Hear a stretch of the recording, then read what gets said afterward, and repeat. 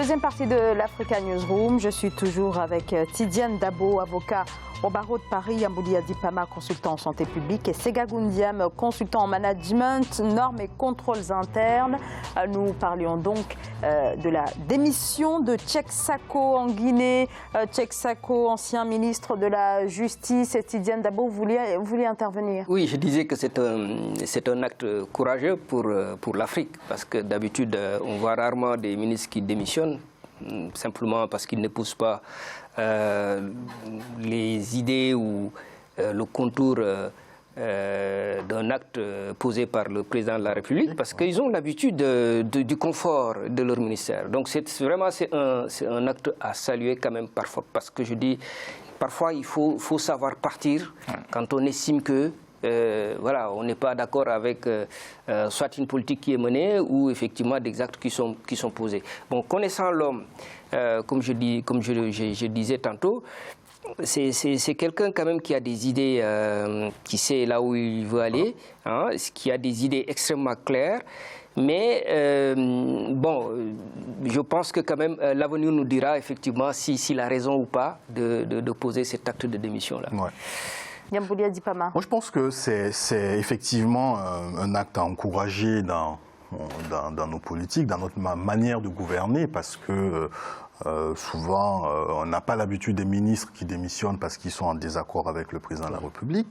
Par contre, politiquement, effectivement, on peut se poser la question si son acte est un acte politique mature, en fait, pas mature, mûri, d'une certaine façon, parce que c'est très précipité. 2020, c'est un peu loin. Le contenu de la modification de la Constitution n'est pas connu, même si... En même temps, peut-être que ce départ peut annoncer une annonce imminente de la réforme au cours des prochains jours, peut-être. 50 ans d'opposition et qui prend le pouvoir. Je crois que le président Condé, même si il n'est pas maîtrisable et que souvent il arrive à fonctionner à ses humeurs, je crois qu'il est quand même politiquement posé, aguerri, pour voir un peu et déceler les ficelles. Effectivement, j'abonde dans le sens des sondes qu'il a lancées, parce que au niveau de l'Union africaine, au niveau même de la médiation dans certains pays, notamment le Burkina Faso, au moment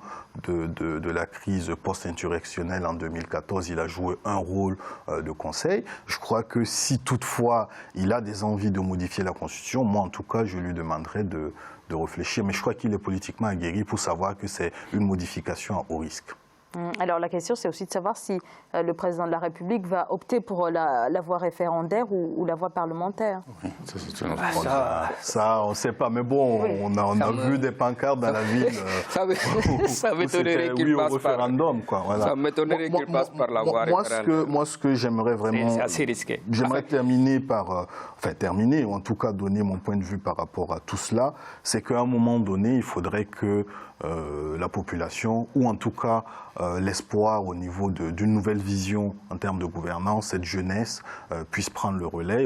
Et en Guinée, il y a quand même des jeunes aujourd'hui qui sont engagés politiquement, qui peuvent donner de la voix. Merci beaucoup. On va tout de suite passer au reste de l'actualité dans le grand angle.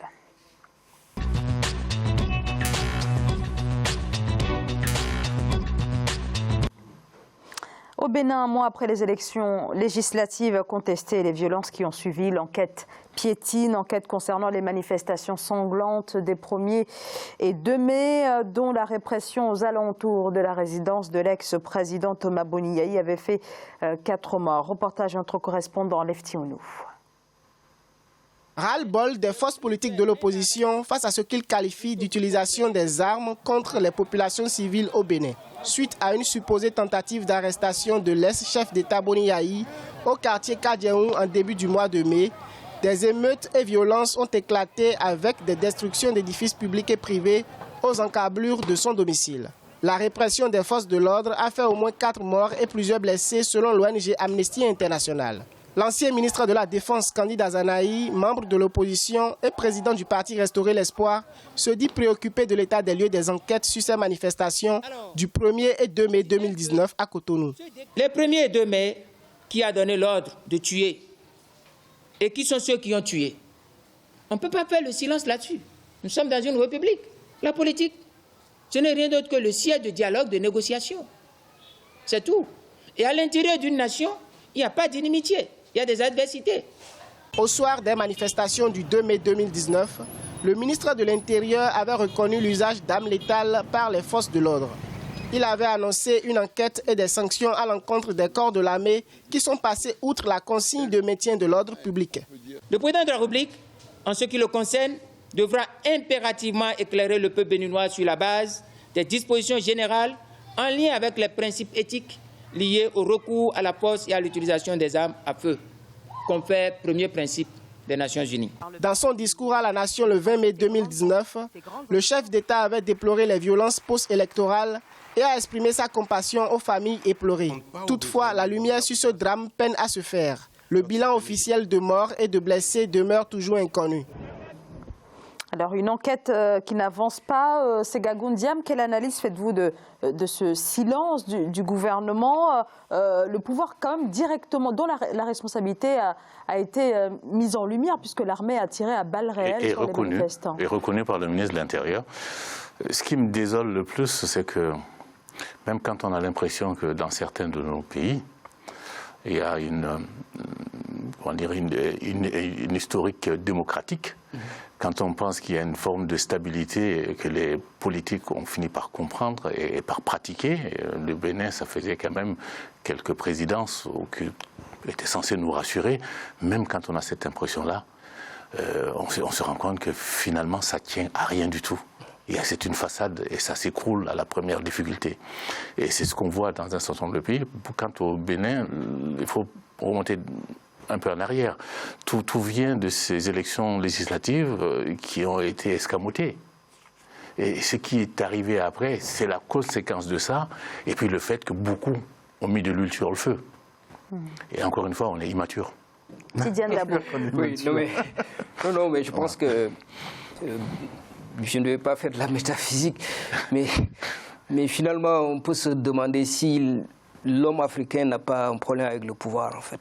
En réalité, parce que ce qui se passe au Bénin, c'est quand même extraordinaire. Voilà quelqu'un qui est arrivé au pouvoir, qui était même l'espoir de tout, je dirais, du continent, parce qu'avec un discours jeune, qui mettait en avant cette nouvelle génération d'hommes politiques en Afrique, qui pouvait faire changer beaucoup de choses en Afrique. Mais voilà qu'il arrive au pouvoir.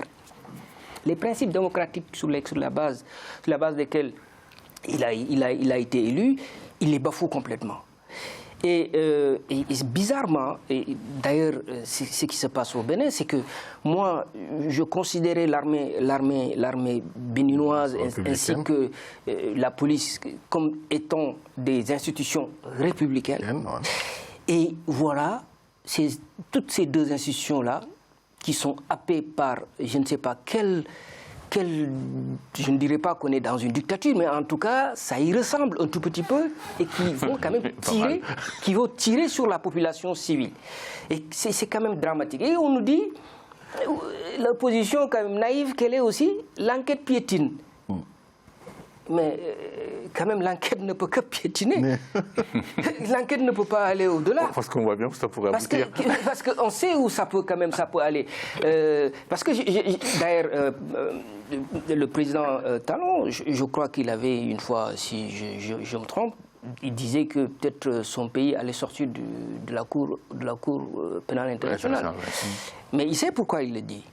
Parce que dans des situations comme ça, où quand même une armée tire sur sa population, il y a quand même des risques qu'il soit poursuivi par la suite. Donc, c'est quand même dramatique. Je crois qu'aujourd'hui, il ne faut pas s'attendre à ce que cette enquête-là puisse donner quand même quelque chose de positif.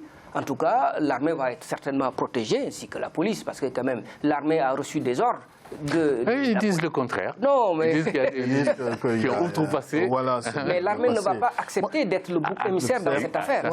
C'est ça le problème. Et puis justement, et ça va quand même engendrer des difficultés après. Moi, comme j'aime à le dire, le pouvoir ne change pas l'homme, le pouvoir révèle en fait. C'est peut-être cela. Je ne vais pas attaqué ou critiqué Talon, mais c'est vrai qu'il fondait, il incarnait vraiment l'espoir d'une nouvelle génération, de la rupture au niveau de la politique au Bénin. Et puis, il a eu à mener des actions qui sont jugées un peu comme autocrates. On a vu ces élections législatives, là d'ailleurs, avec l'Assemblée qui est monocolore, hein, c'est tous de la mouvance présidentielle, légitime. Ce qu'on décriait, il y a quand même sur ce même plateau, il y a un moment où Talon a eu à vouloir mettre une taxe sur les réseaux sociaux parce qu'il y avait des opposants, il y avait de la société civile qui décriait cela. Il a introduit au niveau de l'Assemblée nationale une modification constitutionnelle parce qu'on rentre toujours dans cette volonté de renouvellement de la Constitution pour s'éterniser au pouvoir d'une certaine façon. Pour le moment, ce n'est pas encore dit comme en Guinée, mais tout laisse à croire que Talon a envie de rester au pouvoir pendant très longtemps. Donc, forcément, qu'il a eu à avoir des stratagèmes pour avoir une Assemblée nationale. Tous ces événements font qu'on assiste actuellement au Bénin à un tournant véritablement de la vie politique. De la vie politique, qui d'ailleurs, et en plus, ce tournant de la vie politique, c'est comme l'histoire se répète, parce que le Bénin sort il n'y a pas très longtemps de ces assemblées où en vérité, réconciliation avec dans les années 90. Je crois que l'enquête va piétiner effectivement parce que le président, il a reconnu, il a présenté ses condoléances aux victimes et tout, mais montrer qui a donné l'ordre à tirer sur la population, à un moment donné, ça le condamne lui et son gouvernement, et je crois que l'armée béninoise ne va pas être la chair à canon de toutes ces manifestations, de cette volonté de modification de la Constitution. Deux choses l'une, ou bien, mais très vite, parce que ça, je pense qu'il n'y a pas de débat, ou bien un politique a donné l'ordre, ou bien aucun politique n'a donné l'ordre, dans lequel cas ils ne maîtrisent pas leurs forces de sécurité. Donc dans les deux cas, c'est grave.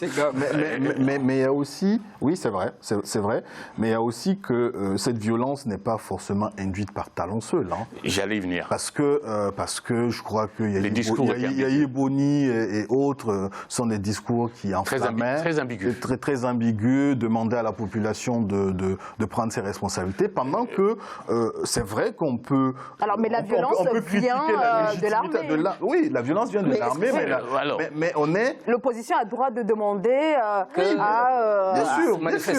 militants de se mobiliser pour dénoncer... Il y a plusieurs choses. Rappelons que Talon, quand il est arrivé au pouvoir, il a dit qu'il ferait qu'un mandat. Oui. Personne ne lui a fait dire. Il a dit de lui-même qu'il ferait qu'un mandat, même pas une deuxième. Deuxièmement, celui qui l'a aidé au deuxième tour, qui était troisième, je ne sais plus, Arpajon, à Javon. Le roi du il y a eu une histoire de drogue, de machin. Ça fait penser un peu à l'histoire de Yahi Boni avec Talon. Oui, comme quoi il répète toujours le même scénario en changeant un peu les poulets en drogue. Enfin bon, bref, peu importe. Deuxième couac. Troisième couac. C'est vrai que l'opposition, dès avant les législatives, a tenu un discours ambigu qui était à mi-chemin entre l'invite à l'émeute, bien sûr, et la manifestation. Y compris les gens du Nord venaient me chercher, les gens du Nord vont descendre. Moi, j'ai du Nord, quoi. Ça veut dire ça. C'était ambigu. Cela dit, il y a une différence entre tenir un discours ambigu et tirer sur la foule, même si le ministre, sa justification, c'est de dire qu'il y avait une émeute, qu'ils étaient en train de s'attaquer à des biens publics et des biens privés, et qu'il y avait besoin de maintien d'ordre. Mais toujours est-il qu'on a vu, Talon est arrivé avec les meilleures intentions du monde, on a pensé que c'était une nouvelle génération, que ce n'était pas un politique professionnel, on a pensé que c'était un homme d'affaires, qui n'avait pas besoin de faire de corruption ni de détournement parce qu'il avait les moyens. Et il est arrivé et progressivement, cet homme, c'est ce que vous disiez, le pouvoir corrompt l'homme. Ouais. Cet homme a commencé à prendre goût. Il n'a pas voulu se contenter. Voilà, il n'a pas voulu se contenter de goûter. Voilà. Alors, ça pose toujours la même question en Afrique et ailleurs. Il y a le chef. Et il y a son entourage. C'est terrible. L'entourage, souvent. C'est terrible. C'est l'entourage de ces chefs d'État qui pose problème. Mais moi, oui, on peut, c'est de la spéculation. Mais c'est forcément j'ai pas de boule de cristal, mais l'entourage des chefs d'État, si on parle de ça, mais en fait, le chef d'État, il connaît son entourage. Peut-être qu'il veut ça aussi de son entourage. Non, mais à un moment donné, on peut être redevable. On peut, oui. Je suis parti, moi, Talon, je suis parti de rien. Je suis même parti du risque de me retrouver en prison. Il y a des gens qui m'ont aidé, qui m'ont fait monter, qui m'ont fait arriver là. Ces gens, quand... voilà, c'est en Afrique en particulier, c'est pas très simple. Mais c'est ce que je dis.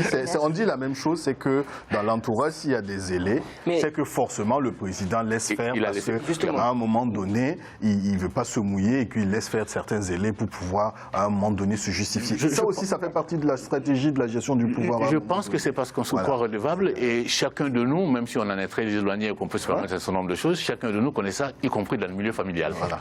Merci à tous les trois pour toutes vos explications. On marque une courte pause, à tout de suite.